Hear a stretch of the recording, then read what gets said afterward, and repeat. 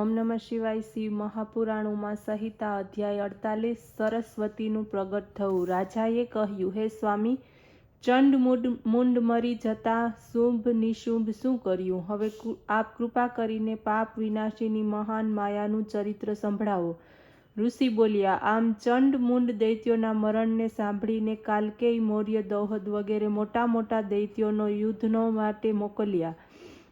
શુંભ નિશુંભ પોતે પણ રથ પર સવાર થઈને યુદ્ધ કરવાને માટે નીકળી પડ્યો. યુદ્ધની નોબતો વાગી ઉઠી. સર્વ યોદ્ધા અસ્ત્ર શસ્ત્ર સુસજ્જિત બની યુદ્ધભૂમિમાં પહોંચ્યા. ત્યાં જગદંબાએ શત્રુસેનાને દેખી પોતાના ધનુષ્ય પરથી બાણોની વર્ષા કરવા લાગ્યા. ઘંટારવ થવા લાગ્યો. જગદંબાનું વાહન સિંહ પણ ગર્જના કરવા લાગ્યો. એ સમયે હિમાચલ વાસીની દેવીને જોઈને નિશુંભ બોલ્યો, માલતીના પલ્લવના સમાન દેહધારી વિલાસવતી, તમારા કોમળ શરીરથી કેવી રીતે યુદ્ધ કરી શકશો? ત્યારે ચંડિકાએ કહ્યું, અરે નીચ, ઘણી વાતો કરવાની જરૂર નથી. યુદ્ધ કર કે પાતાળમાં પ્રવેશ કર. નિશુંભે આ સાંભળ્યું ક્રોધમાં આવી જઈ બાણ વરસાવવા લાગ્યો. આ બાજુ ચંડિકાએ પણ પોતાના બાણ, પરશુ, ત્રિશૂળ વગેરેથી ઉત્તર આપ્યો. આ યુદ્ધમાં કાલી દેવીએ પણ અસંખ્ય ઘોડાને કાપી નાખ્યા. વાહન સિંહે તો અસંખ્ય દૈત્રોના પ્રાણ હરણ કર્યા. લોહીની નદી વહેવા લાગી. આ વિકરાળ યુદ્ધને જોઈને નિશુંભ વિચારમાં પડી ગયો. એ વિચારવા લાગ્યો કે આ સ્ત્રીથી મારે પરાજિત થવાનો સમય તો નહીં આવે ને? આ કરાલ કાલની આ બલિહારી છે, જે દરિદ્રોને ધનવાન તેમજ ધનવાન વ્યક્તિઓને દરિદ્ર બનાવે છે. આ સ્ત્રીએ તો મૂળા ગાજરની જેમ મારા સૈન્યને કાપી નાખ્યું. ત્યારે સુંદર રથમાં સવાર થઈને તે સ્વયં દેવીના સન્મુખ જઈને કહેવા લાગ્યો, હે દેવી, જો યુદ્ધ કરવું હોય તો મારી સાથે કરો. આ બિચારા સિપાઈઓને મારવાથી શું? આટલું કહેતા નિશુંભે બાણ પણ વરસાવવા લાગ્યો. દેવીએ સર્વ શસ્ત્રો બાણ દ્વારા કાપી નાખ્યા. ત્યારે દૈત્ય ઢાલ તલવાર ઉઠાવી અને દેવી તરફ ધસ્યો. દેવીએ બરાબર લાગ જોઈને એને ત્યાં જ કાપી નાખ્યો. દૈત્યરાજ શુંભે પોતાના નાના ભાઈ નિશુંભને મળતો જોયો. ત્યારે સ્વયં રથ ઉપર સવાર થઈને યુદ્ધને માટે આવી ગયો. એને આવેલો જોઈને ચંડિકાએ ભયાનક અટ્ટહાસ્ય કર્યું, જેને કારણે દૈત્યો ગભરાયા. એ સમયે શુંભે પ્રજ્વલિત શક્તિ ચંડિકાની ઉપર ફેંકી. મહામાયાએ પોતાના બાણોથી એના હજારો ટુકડા કરી નાખ્યા અને ક્રોધમાં આવીને દૈત્યોની છાતીમાં ખોસી દીધું ને છાતી ફાટી ગઈ. આવું થતાં હાથમાં ચક્ર લઈને એ દૈત્ય દેવીની મારવા દોડ્યો.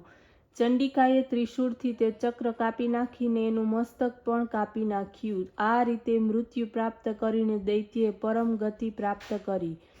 એ બંને દૈત્યોના મૃત્યુ પછી બાકી રહેલા દૈત્યોએ પાતાળમાં પ્રવેશ કર્યો. દેવતાઓ રાજી થયા. અધ્યાય 49 ઉમાની ઉત્પત્તિ. ઋષિઓએ કહ્યું, હે સૂતજી, હવે કૃપા કરીને ઉમાના અવતારનું વર્ણન કરો, જેનાથી સરસ્વતીનો પ્રાદુર્ભાવ થયો હતો.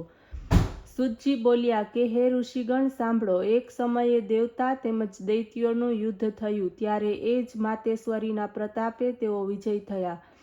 એ કારણે દેવતાઓને ગર્વ થયો. પોતપોતાની પ્રશંસા કરવા લાગ્યા. ત્યારે એમની વચ્ચે એક જ તેજ પ્રગટ થયું. દેવતાઓએ એ તેજને જોયું. ત્યાં તેઓ ગભરાઈ ગયા.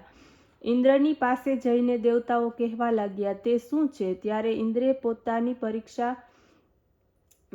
ઇન્દ્રે એની પરીક્ષા લેવાને માટે કહ્યું. પ્રથમ તે માટે વાયુ ત્યાં પહોંચ્યો. એ તેજે વાયુને પૂછ્યું, તું કોણ છે? વાયુ બોલ્યો, હું સમગ્ર જગતનો પ્રાણ છું. મારા દ્વારા જ જગત ચાલે છે. તેને કહ્યું, એમ કરો ને, તમારી શક્તિથી તમે આ ઘાસનું તુચ્છ તણખલાને હટાવો. તો વાયુએ પોતાના સમગ્ર શક્તિથી પ્રયત્ન કર્યો, પણ તણખલું તલભર પણ હલ્યું નહીં. વાયુ પોતાના પરાજયનું સંપૂર્ણ વૃત્તાંત સંભળાવ્યું. આ સાંભળીને ઇન્દ્રે અન્ય દેવતાઓને પણ એની પરીક્ષાને માટે મોકલ્યા, પરંતુ તે બધા જ પરાજિત થઈ પાછા ફર્યા. ઇન્દ્રે પોતે ત્યાં ચાલ્યા. ઇન્દ્રને ત્યાં આવેલા જાણીને એ જ વખતે અંતર્ધ્યાન થઈ ગયું. ઇન્દ્ર એથી વિસ્મય પામ્યા. ત્યારે 1000 નેત્રવાળા ઇન્દ્ર વિચાર કર્યો કે એ જે આવી શક્તિવાળું હોય એના શરણે હું કેમ ન જાઉં? ઇન્દ્ર શરણને પ્રાપ્ત થયા તે ચૈત્ર માસની શુક્લ પક્ષની નવમીના મધ્યાહનો સમય હતો. બરાબર એ જ સમયે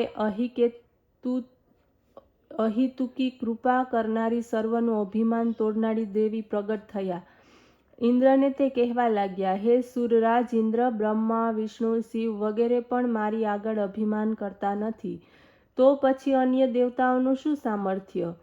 હું પરબ્રહ્મ પ્રણ સ્વરૂપ દેવી છું. મારી કૃપાથી તમે લોકોએ દૈત્યો ઉપર વિજય પ્રાપ્ત કર્યો છે. હે દેવતાગણ, તમે પોતાનું અભિમાન છોડી નમ્રતાપૂર્વક મારું ભજન કરો. આટલું સાંભળીને દેવતાઓએ પ્રણામ અને સ્તુતિ કરીને કહ્યું, હે મહામાયા, હવે તો આપ ક્ષમા કરો. હવે એવું વરદાન આપો જેથી અમોને ફરીથી અભિમાન ન થાય. ત્યારથી દેવતાઓને અભિમાનનો ત્યાગ કરી ઉમાદેવીની આરાધનાનો પ્રારંભ કર્યો. ઓમ નમઃ શિવાય.